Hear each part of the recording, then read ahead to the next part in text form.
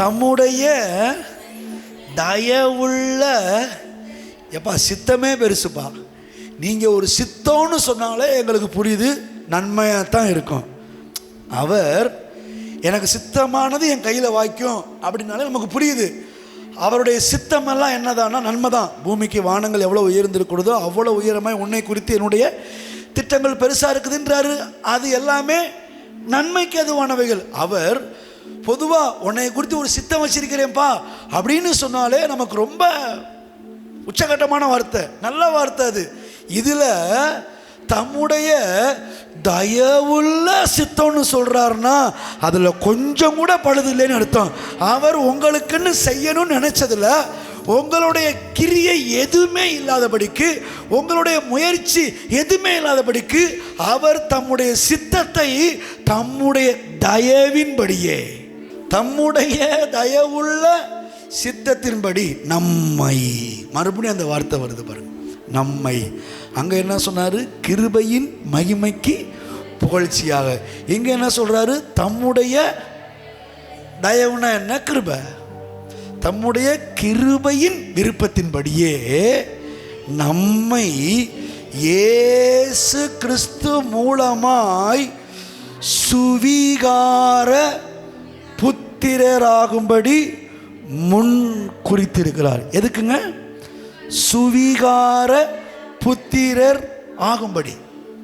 சரி, போன வாரம் நம்ம என்ன பார்த்தோம்னா, இப்போ என்ன பார்த்துக்கிட்டு இருக்கோம் அப்படின்னா, தமக்கு முன்பதாக குற்றமற்றவர்களாகவும் பரிசுத்தம் உள்ளவர்களாகவும் கண்டிக்கப்படாதவர்களாகவும் நீதிமான்களாகவும் நிறுத்துவதற்கு தம்முடைய கிருபையின்படி கிறிஸ்துவுக்குள்ள ஒரு பெரிய வேலையை செய்தார். அடுத்து ஒரு வார்த்தை சொல்கிறாப்புல பவுல், தமக்கு ஃபஸ்ட்டு தமக்கு முன்பாக, அது ஒரு படி. அடுத்த லெவலு சுவீகார புத்திரர் ஆகும்படியும் என்ன பண்ணியிருக்கிறாரு? அங்கே தெரிந்து கொண்டார், இங்கே முன்குறித்தார். எதுக்கு முன்குறித்தார் தெரியுமா? ஒன்று, தமக்கு முன்னாடி பரிசுத்தம் உள்ளவர்களாக நல்லவர்களாக நீதிமன்றங்களாக உங்களை அவரே நிப்பாட்டணும்னு சொல்லிட்டு தெரிந்து கொண்டார். எதுக்காக தெரிந்து கொண்டார்? கிருபையின் புகழ்ச்சிக்காக. ரெண்டாவது, அதே கிருபையின் சித்தத்தின்படி அந்த கிருபையின் புகழ்ச்சிக்காக நம்மை யார் மூலமாய்? நீங்கள் என்ன போட்டிருக்கீங்கன்றது மூலமாக இல்லை. பூ வச்சிருக்கிறியா, பூ வைக்கலையா, கொஞ்சமாக போட்டிருக்கிறியா, நிறையா வச்சிருக்கிறியா அப்படின்றத வச்சு இல்லை, இயேசு கிறிஸ்து மூலமாய் தமக்கு முன்பாக இல்லை, தமக்கே சுவிகார புத்திரமாயிருக்கும்படி முன் குறித்திருக்கிறார். அடுத்து இப்போ அதை நிறைவேற்றுவதற்கு அந்த கிருபையின் ஐஸ்வர்யத்தின்படியே, எந்த கிருபையின் புகழ்ச்சிக்காக நம்மளை தெரிந்து கொண்டாரோ முன் குறித்தாரோ அந்த கிருபையின் ஐஸ்வர்யத்தின்படி. அப்போ கிருபைன்னு ஒன்று இருக்குது, கிருபையின் ஐஸ்வர்யம்னு ஒன்று இருக்குது. அந்த கிருபையின் ஐஸ்வர்யத்தின்படியே எவருடைய? தமக்கு பிரியமான குமாரனாகிய இவருடைய இரத்தத்தினால். இப்போ நீங்கள் அவருக்கு முன்னாடி நிற்கணும்னா என்ன பண்ணப்படணும்? பாவம் மன்னிக்கப்படணும். ரெண்டாவது, புத்திர சுவிகாரனாக நிற்கணும்னா என்ன பண்ணணும்? பாவம் மன்னிக்கப்படணும். இந்த பாவம் மன்னிக்கப்படாத ஒருத்தனை அவனுக்கு முன்னாடி நிப்பாட்ட முடியாது. ஏன்னு கேட்டால் பாவத்தை பாராத சுத்த கண்ணர் அவர். தேவனை ஒருவனும் ஒரு காலும், ஏன்னு கேட்டால் எல்லாரும் பாவம் செய்து ஏகமாய் கெட்டு போயிருக்கிறார்கள். அப்போது இப்படி பாவம் செய்து கெட்டு போன அந்த மனிதன் பாவமே செய்யாத ஒருத்தரை பார்க்குறதுக்கு தகுதியே இல்லை. ஆனால் தகுதிப்படுத்தணும்னா ஃபஸ்ட்டு இவனுக்கு என்ன நடக்கணும்னா, இவனுடைய பாவம் மன்னிக்கப்பட வேண்டும். ஏன்னா அவர் நீதியுள்ள நியாயாதிபதி. பாவம் ஒரு மனுஷன் தலை மேலே இருக்கும்போது நீ நீதிமான்னு சொல்ல முடியாது, நீ குற்றம் இல்லாதவன் அவர் சொல்ல முடியாது, கண்டிக்கப்படாதவன் அவர் சொல்லி உங்களை தூக்கி முன்னாடி நிற்க வைக்க முடியாது, புத்திர சுவிகாரனாய் மாற்றவும் முடியாது. அப்படிப்பட்ட அநீதிதரர் நம்முடைய ஆண்டவர் கிடையாது, அவர் நீதியுள்ள நியாயாதிபதி. அப்போது பாவம் நிறைந்த ஒரு மனிதனை நீ பரிசுத்தவான் என்றோ, நீ நல்லவன் என்றோ, நீ நீதிமான் என்றோ சொல்கிறதுக்கு வாய்ப்பில்லை, சொல்ல முடியாது. அப்போ என்ன பண்ணணும்னா, பாவம் மனப்பூர்வமாக மன்னிக்கப்படணும். அப்போது அப்படின்னு ட்ரை பண்ணி பார்த்தாரா? பழைய ஏற்பாடு முழுவதும் அதான், நியாயப்பிரமாணம் முழுவதுமே அதான். அப்படின்னு விடலை. சரி, மன்னிச்சுனாலும் என் பிள்ளையா மாற்றிடலாம். ஆமென். புரியுதா? மன்னிச்சு ஏதோ ஒரு ஆட்டுக்குட்டி ரத்தத்தை சிந்தி, ஏதோ ஒரு பாசான் தேசத்து பழத்தை எருத கொண்டு வந்து அதை அடித்து ரத்தத்தை சிந்தி அந்த மிருகத்தினுடைய உடலை சுட்டு என்னையாச்சும் பண்ணி இவங்களை என் பிள்ளை ஆக்கிடலாம் அப்படின்னு ட்ரை பண்ணுறாரு. ஒரு நாள் 2 நாள் கிடையாது, 4000 வருஷம். எத்தனை வருஷங்க? 4000 வருஷம் அந்த வேலையை செஞ்சுக்கிட்டு வர்றாரு. மனுஷனை முழுவதுமாக அந்த ரத்தம் அவனை என்ன பண்ணலை, பூரணப்படுத்தவில்லை. இப்போ ஒரு முடிவு எடுத்தார், தண்டிச்சே ஆகணும்டா. அதை தண்டிச்சாதான் அதுக்கு ஒரு தீர்வு வரும். அது ஏன்லாம் கேட்க முடியாது, ஏன்லாம் கேட்கவும் கூடாது.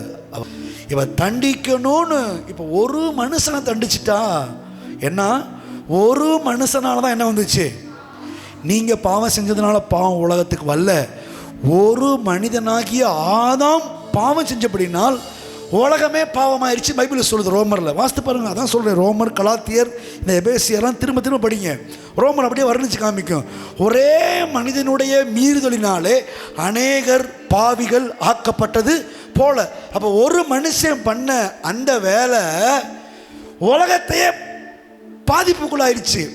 அற்பத்தனமான பாவம் ஒரு மனுஷனை இட்டு உலகத்தையே பாதிக்க முடியுமானால், தேவன் செய்கிற ஒரே ஒரு வேலை உலகம் முழுவதும் ஒரு பெரிய மாற்றத்தை கொண்டு வர முடியும் என்பதை தேவனே நம்பினார். அதை புரியுதா?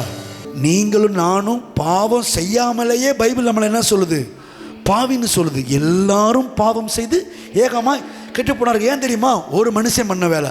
இப்போது ஒரு மனுஷன் பண்ண வேலையை எடுத்து பிசாசு உலகத்தையே ஒரு பெரிய கரைப்படுத்த முடியுமானால், அதே ஒரு மனுஷனை வச்சு உலகத்தின் கரையை தீர்க்கிறதுக்கு அவரால் முடியாமல் போயிடும். அதனால தான் பார்த்தாரு, தேவன் தம்முடைய சொந்த குமாரன் என்றும் பாராமல் அவரை தந்தருளி இவ்வளவாய் உலகத்தில் லவ்வை வெளிப்படுத்தினார். நம்மளை முன்னாடி நிற்க வைக்கிறது பெருசு, நம்மளை பிள்ளையா மாற்றுறது அதை விட பெருசு. இதை விட கொடூரம் என்ன தெரியுமா? தான் பிள்ளைய அனுப்புறாரு பார்த்தீங்களா, அது இதை காட்டிலும் ரொம்ப பெருசு. அதனால தான் பவுல் கிருபையின் கைகளை தட்டி கர்த்தரை மகிமைப்படுத்துவோம்.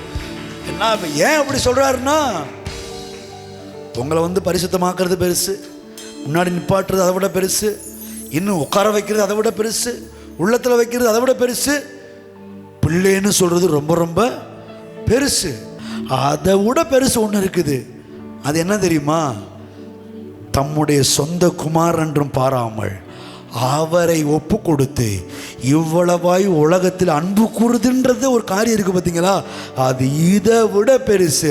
அதனால தான் பவுல் சொல்கிறாரு, அவருடைய கிருபையின்படி அல்ல, கிருபையின் ஐஸ்வர்யத்தின்படி இவருடைய, அங்கே தான் இயேசு நிற்கிறாரு.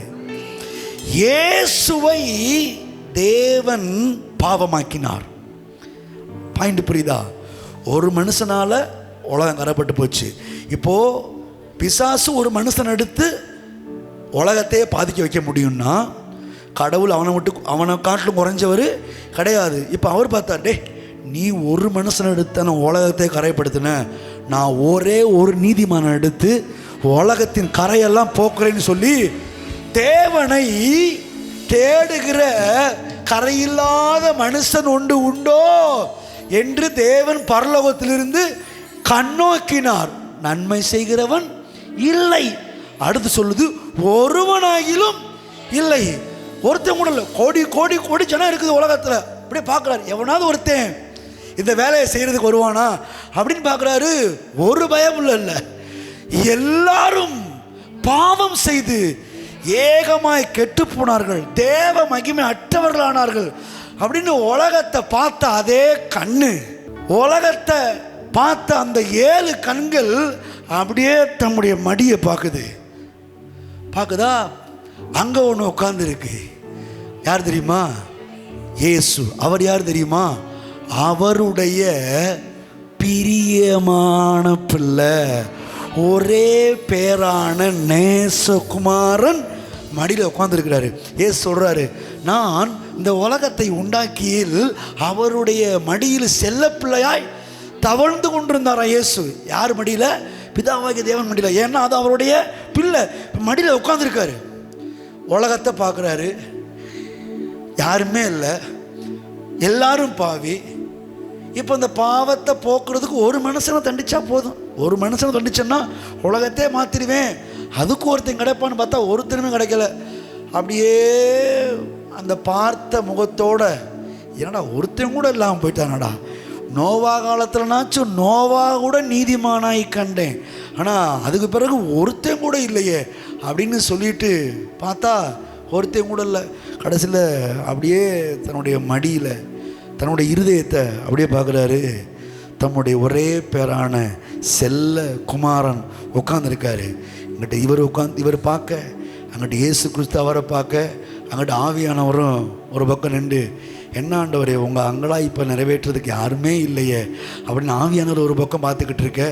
இந்த 3 பேருடைய பார்வை போய்கொண்டிருக்கும்போது, சிந்தனைகள் ஓடிக்கொண்டிருக்கும்போது, டக்குன்னு இயேசு மடியிலிருந்து இறங்கி சொல்கிறாரு, பிதாவே, இதோ உம்முடைய விருப்பத்தின்படி, உம்முடைய அந்த தயவுள்ள கிருபையுள்ள சித்தத்தின்படி செய்கிறதுக்கு நான் இருக்கிறேன் டாடி. அதாவது கை தட்டுறீங்களாங்க, என்னங்க? ஏசு சொல்கிறாரு, நான் இருக்கிறேன் டாடி அப்படின்னு. ஒன்று, என்னப்பா நீ போறியா? ஆமாம் போகிறேன். ஆவியானவரை கேட்குறேன், ஆவியானவரே அனுப்பிடலாமா? அனுப்பிடுங்க. இவர் போய் வேலையை முடிச்சுட்டு வந்துட்டோம், நான் போய் எல்லாத்திட்டையும் சொல்லி கூப்பிட்டு வந்து ஒரு முத்திரையும் போட்டு எவனும் அவனை குற்றவாளின்னு சொல்லாதபடிக்கு உமக்கு முன்னாடி நிப்பாட்டுறது ஏன் வேலை. 3 பேர் பண்ண வேலை கொஞ்சம் நெஞ்ச வேலை இல்லை. அந்த ரட்சிப்புக்கு நினச்ச மாதிரியே இயேசு தன்னை பிதாவாகிய தேவனுக்கு நமக்கு பதிலாக பலிகடாவாக ஒப்பு கொடுத்துட்டாரு. காலம் நிறைவேறின போது தேவன் இயேசுவை இந்த உலகத்துக்கு அனுப்பினார். பைபிள் சொல்லுது, அனுப்பி 3:16 போடுங்க யோவான். அவரை தந்தருளி இவ்வளவாய் இந்த பாவ உலகத்தை அன்பு கூர்ந்தார். தந்துட்டாரா? இயேசு உலகத்தில் வந்து பாவத்தை எல்லாம் மன்னிக்கிறாரு. பாவம் மன்னிக்கப்பட்டது சொல்கிறாரு. இப்போ கடைசியில் பார்த்தீங்கன்னா, அவர் உலகத்தில் மனுஷனாக இருக்கிற வரைக்கும் அந்த அங்கே மட்டும்தான் நடக்கும். இப்போ இந்த உலகம் முழுதும் கொண்டு போகிறதுக்கு என்ன பண்ணார்னா, உலகத்தின் பாவங்களெல்லாம் தான் மேலே சுமத்தும்படி தன்னை ஒப்பு கொடுத்தார். இப்போ பிதாவாகிய தேவன் என்ன பண்ணார் தெரியுமா? பாவம் இல்லாத அவரை நமக்காக பாவமாக்கி நமக்கு வரவேண்டிய தண்டனையை அவர் மேலே செலுத்தி, அவரை அடித்து இரத்தத்தை சிந்தி, என்ன வசனம் போடுது, பாடுகளுக்கு, பைபிள் சொல்லுது, பிதாவோ அவரை நொறுக்க சித்தமாகி பாடுகளுக்கு உட்படுத்தி அவரை சாகிறதுக்கும் ஒப்பு கொடுத்தார். நொறுக்க சித்தமாகி பாடுகளுக்கு ஒப்பு கொடுத்து சாகிறதுக்கும் ஒப்பு கொடுத்தாரு. இப்போ இயேசு மரித்து அடக்கம் பண்ணப்பட்டு உயிர்த்தெழுந்து இப்போ என்ன பண்ணுறாருன்னா, எல்லாருக்கும் அழைப்பு கொடுக்குறார். இப்போது அந்த அழைப்பை ஏற்ற அத்தனை பேருக்கும் என்ன நடக்குதுன்னா, அவருடைய தயவுள்ள சித்தத்தின்படியே அந்த கிருபையின் மகிமையின் புகழ்ச்சிக்காக இவருடைய இரத்தத்தினாலே பாவ மன்னிப்பாகிய மீட்பு ரட்சிப்பு இவருக்குள், திரும்ப திரும்ப வருது பார்த்தீங்கன்னா அந்த வார்த்தை, இவருக்குள் அவருக்குள், திரும்ப திரும்ப 5 வசனத்துக்குள்ள எத்தனை தடவை வருது பாருங்க. தமக்கு முன்னாடி தமக்கு பிரியமான அவருக்குள் இவருக்குள், இத்தனை முறை சொல்லிட்டு கடைசி அதை கோர்க்கிறாரு பாருங்க.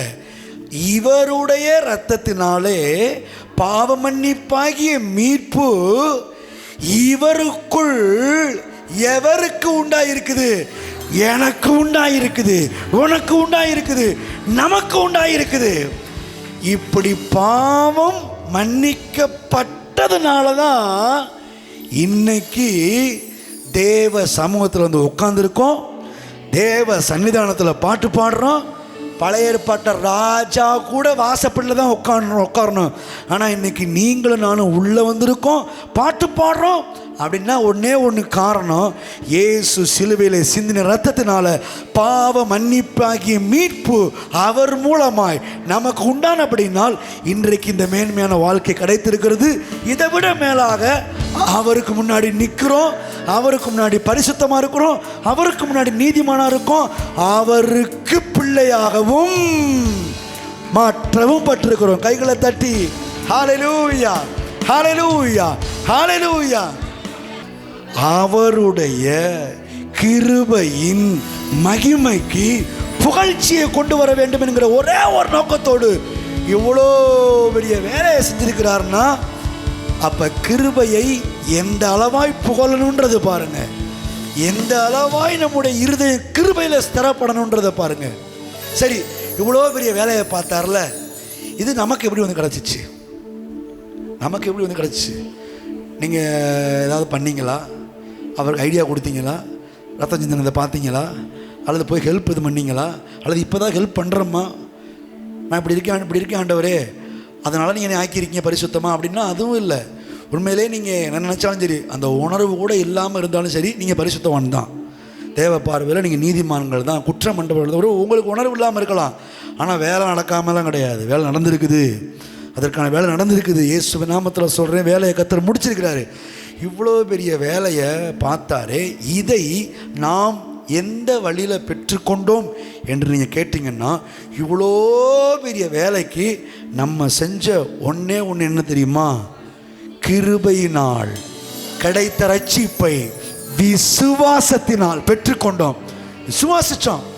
எப்படி தெரியும்? இப்போ சொல்ல ஆமீன் போடுறீங்கல்ல, அல்லேலூயா போடுறீங்கல்ல, இதுதாங்க விசுவாசம். இந்த ஒரு விசுவாசம்தான் கடவுள் உலக தோற்றத்துக்கு முன்பதாகவே திட்டமிட்டு 2000 வருஷத்துக்கு முன்னாடி செஞ்சு முடித்த வேலையை இன்னைக்கு எதுவுமே செய்யாமல் நமக்கு வந்து கிடைச்சதுக்கு என்ன காரணம் தெரியுமா?